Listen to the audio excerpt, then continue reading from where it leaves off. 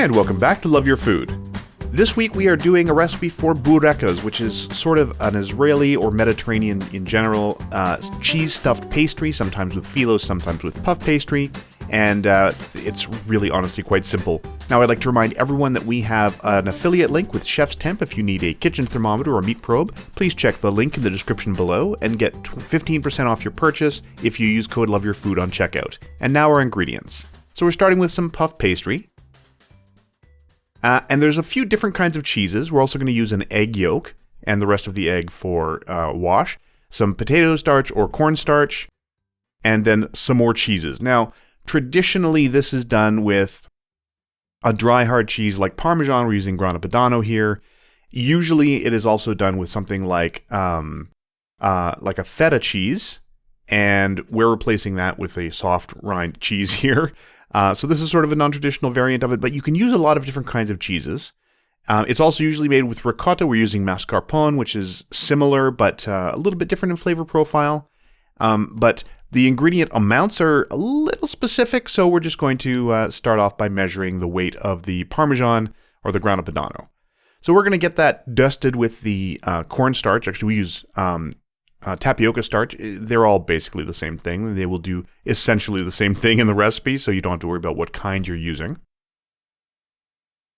And then we're going to mix in our mascarpone, and again, ricotta will work just fine for this. Nice, soft, fresh cheese.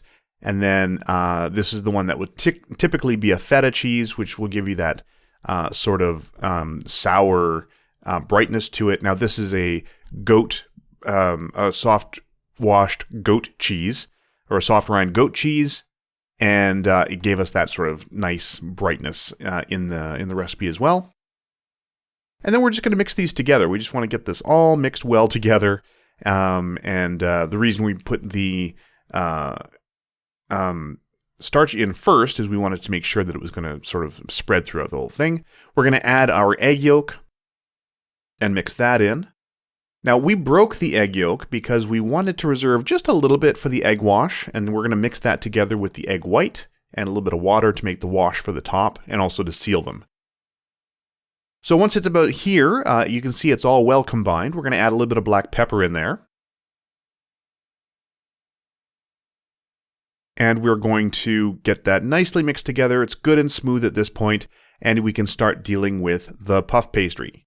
So we're going to get our little egg wash here. So you see that little bit of yolk in there. And we're just going to get that nice and well combined, and that's going to be our egg wash for later on, which will give that beautiful burnished look to the outside. Now, we're not using our own homemade puff pastry. We're just using the stuff you buy at the grocery store. And we're just going to roll it out until it's, smooth and, a decent sized square. And we're doing 2 rounds of this. Each sheet is going to make 4, and we're just treating them basically like a turnover. So we're going to cut them into squares, as close to square as you can get. Now you'll see a little bit later. We didn't quite get them square, but that's fine. And you want to make sure that they're as close to square as you can get them because you want to fold them over into triangles like a turnover.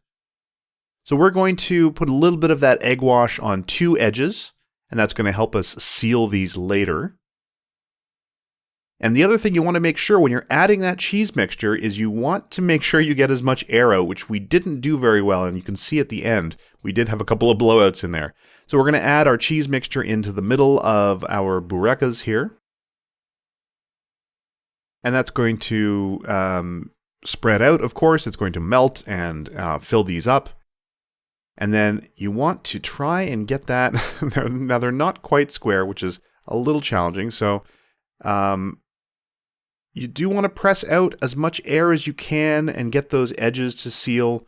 And we're not experts at this, so ours don't look great. They did taste excellent, but if they don't look perfectly square, they don't look amazing, that's fine. They will look great when they come out of the oven. We put our egg wash on, and then we're going to just dust the top with, we're pretty generous with our sesame seeds because we love sesame seeds. But we just want to put some sesame seeds on top, and then we're going to put that into the middle. Well, the rack was a little too high, so we're going to put that into the middle of our preheated oven. And that's going to go for about half an hour. And you really want to do these by look, honestly. When they come out and they've got that beautiful burnished gold color on top, they're probably done.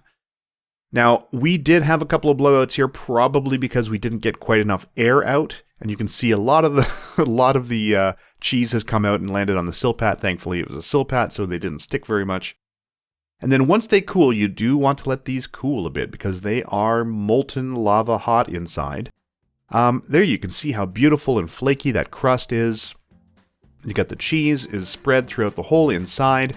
And that's it. Really, really, really simple. Absolutely delicious. Lots of variations on this. Again, it's one of those sort of recipes that has spread, and there's every variation you can imagine. This was a very simple one, and feel free to make substitutions of your own for the kinds of cheeses that you like. If you like this recipe, please do like and subscribe. And if you have any recipes you'd like to see Chef Caleb try on the channel, please let us know in the comments below. We'd like to thank our patrons over on Patreon. I'll put a link for that in the description below as well. And remember to love your food.